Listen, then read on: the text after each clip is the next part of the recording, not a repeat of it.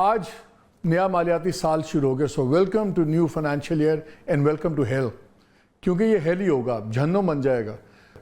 اور نظر ابھی آ رہا ہے کہ سب سے بڑا بیوقوف آدمی پاکستان میں وہ ہے جو اس ٹیکس نظام کا حصہ ہے.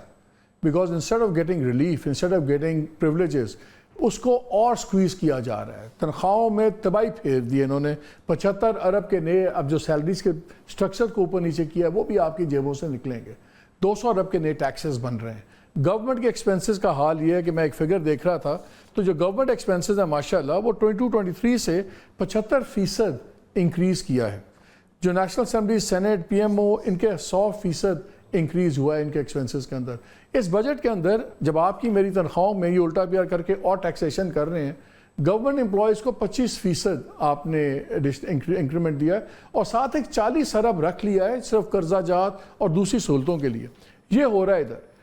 جہاں تک ایک ڈسکنیکٹ نظر آتا ہے, کچھ چیزیں ہوتی ہیں جن کی مالیاتی کوئی حیثیت نہیں ہوتی لیکن ایک ڈسکنیکٹ شو ہوتا ہے. فار ایگزامپل پارلیمنٹیرینز, ان کو 25 ٹکٹیں ملتی تھیں سال میں, پی آئی اے کی یا دوسری ایئر لائنس کی آپ نے چل رہی, وہ 30 کر دیں. وائی؟ Just why? اگر 25 ہے تو 30 کیوں بھائی؟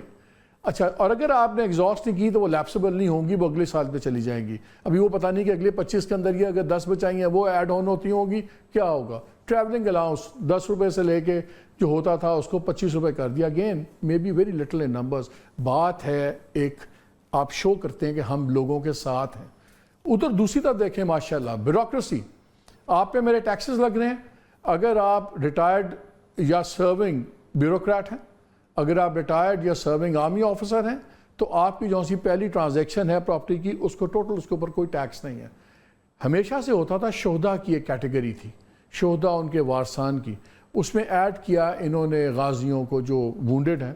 پرفیکٹلی فائن, کسی کو شہداء پہ, غازیوں پہ کوئی اعتراض نہیں ہے, لیکن ساتھ ہی اٹیچ کر دیا جملہ سرونگ اینڈ ریٹائرڈ آفیسرز.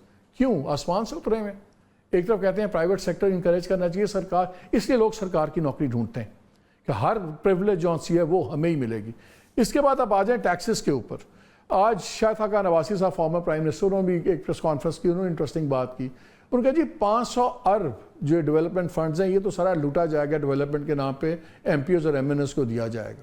جب آپ ایک طرف یہ دیکھتے ہیں جو لگ رہا ہے بچوں کے دودھ پہ ٹیکس لگ رہا ہے, وہ ٹیکس لگ گیا, اور آج one of the main companies جو 270 روپے کا ان کا لیٹر تھا, رادر 270 نہیں ہے, اس کا 295 کا تھا, وہ تقریباً 370 روپے کا لیٹر ہو گیا. یہ ایک ایڈ آن ہو گیا. ایک طرف اس ملک میں بچوں کی پینسلوں پہ ٹیکس لگ رہا ہے, بچوں کے دودھ پہ ٹیکس لگ رہا ہے, اور دوسری طرف دیکھیں آپ عیاشیاں کیا ہو رہی ہیں. بیوروکریٹس ٹیکس سے مبرہ, جو ریٹیلرز. ٹویٹ, ایک بڑا فیمس ٹویٹ ہوگا آپ کو یاد ہے, جو بنیاد one of the first things جس نے اسماعیل مفتیٰ کی نوکری بھی کھائی تھی, جب انہوں نے ایک فکس ٹیکس لگایا تھا 3000 روپے کا دکانداروں کے اوپر, تو اس پہ ایک دم بڑا ایشو بٹا. تو پھر مریم نواز شریف صاحبہ نے ایک ٹویٹ کیا, مفتیٰ بھائی بجلی کے بل پر ٹیکس واپس لیں, تاجر بھائی پریشان ہیں اور شکوہ کر رہے ہیں, امید آپ کوئی حل نکال لیں گے. حل یہ نکلا کہ مفتیٰ لاس ہز جاب.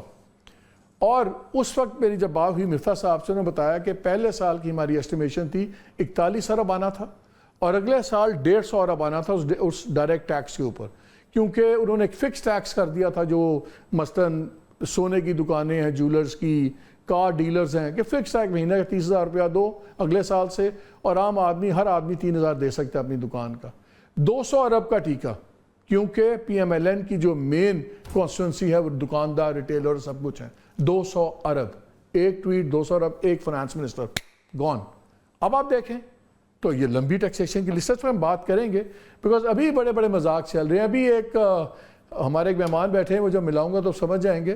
انہوں نے ایک سٹوری کی تو پتہ لگا تھا بینکس کو بھی ایک ایگزمپشن مل رہا تھا انکم کا, کوئی 70 ارب کا وہ بھی بن رہا تھا.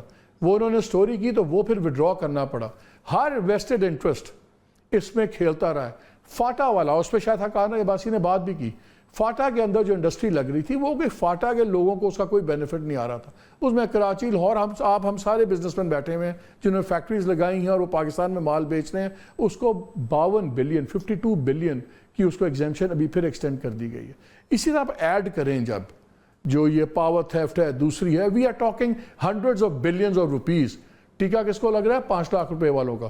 جو 5 لاکھ روپے والا آدمی ہے جو اس وقت 5 لاکھ کما رہا ہے, اس کا ٹیکس اب بن گیا 13,85,000.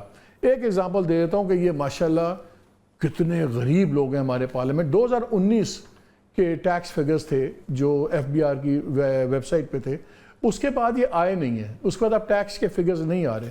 सर 2022 की जब 2019 का फैक्ट्स है तो सुन लें ज़रा। एहसन इकबाल साहब ने टैक्स दिया था 55,656 रुपये, 55,656 टू बी प्रिसाइस।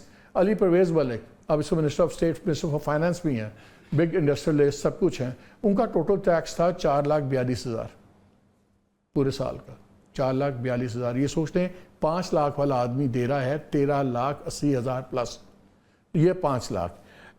मियाँ रियाज अहमद पीरज़ादा 37,000, हमाद अजहर साहब 29,000, कादिर पटेल साहब बहुत तकरीरें करते हैं, हेल्थ मिनिस्टर थे, उनका 39,000, 40,000 भी नहीं। मतलब गुरबत सालिक शुजात साहब 6,34,000, और फिर लाइन चलती जाती है। असर कैसे 5,000, बिलावल भुट्टो साहब ने कोई 5,35,000 एंड एक दो और कोई मतलब 60,000, 80,000, यानी कि शायद इनकी मंथली इनकम होगी 2 लाख 3 लाख इस किस्म की इनकम होगी।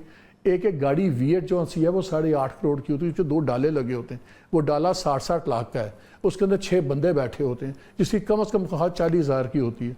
उसके हर हाथ में एक क्लास्टरकोव होती है जो इस वक्त 2 लाख की मिलती है। Do the maths, just do the bloody maths.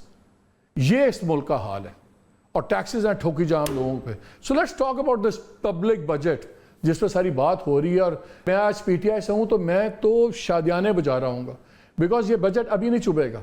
जुलाई शुरू हुआ है, ये जब आप बिल्स आएंगे अगस्त में तब पता लगेगा, और सितंबर में मौसम ठीक हो जाता है पाकिस्तान में स्ट्रीट डेमोज के लिए, सबके लिए। सो I think we are going towards a perfect storm, totally unimaginative budget. और ढूंढ मर गए हैं इसके अंदर, एक चीज़ नज़र आ जाए जो हमें 2 चीज़ें दिखा दे, इकोनॉमिक ग्रोथ या न्यू जॉब क्रिएशन। दोनों चीज़ें नहीं हैं।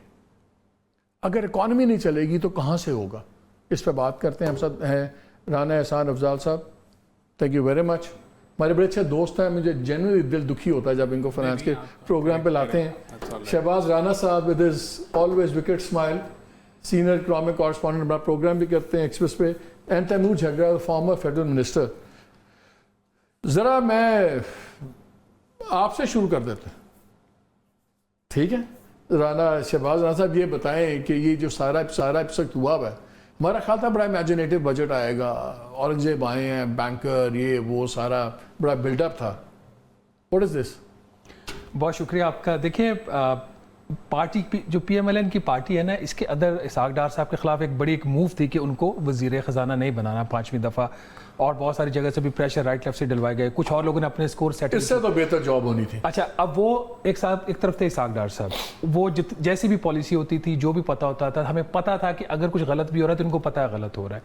अनफॉर्चुनेटली पाकिस्तान अपने जो इकॉनमी की जो सिचुएशन है, उसमें द वर्स्ट सिचुएशन एवर उसमें इस वक्त है, और ऐसी एक इकोनॉमिक टीम यहाँ पे बिठाई गई है।